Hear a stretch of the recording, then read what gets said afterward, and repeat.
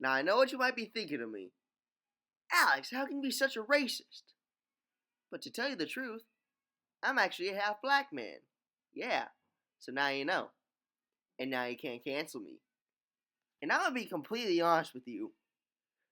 Despite me being a half black man, I don't usually say the N word that much.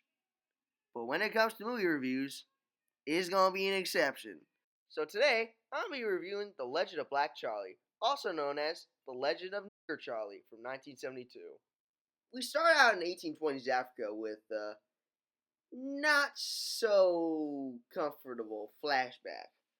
A pregnant woman named Theo is captured with her baby and sent to the Americas.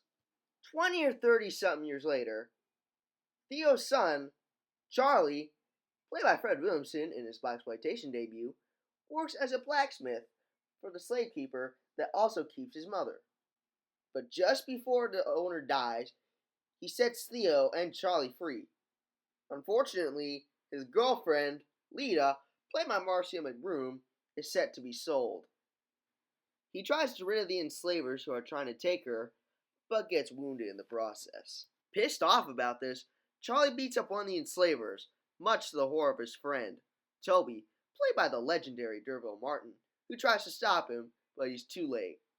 This is when they realize it is time to go, and they enlist another guy, Joshua, played by Don Pedro Cully, and the three get the heck out of there. From here, it kind of turns into a little buddy film. They stop at a town and just basically do some shenanigans until a guy named Shadow, played by Thomas Anderson, appears. And I gotta say, this dude delivers a great performance. Unfortunately, the sheriff comes by and tries to warn the gang to get out, only for him to get shot down by a couple bounty hunters. As a result, Toby, Charley, and Joshua get into a gunfight with the bounty hunters, killing most of them off.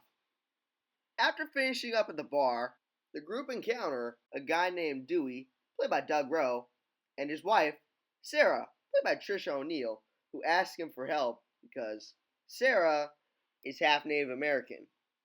Unfortunately, since the group have their own stuff to do, they leave. After some more banter, Charley decides to turn back and help the lions. All the while, the bounty hunters still pursue after them. After a long final battle, Toby, Charley, and the lions are the only ones remaining because Shadow and Joshua, along with a few others, got shot down. Toby and Charley leave the lions and go off on their next adventure. Overall, despite its controversial title, the movie is pretty good and it's kind of an underrated gem. Overall, I rate this movie a 9 out of 10.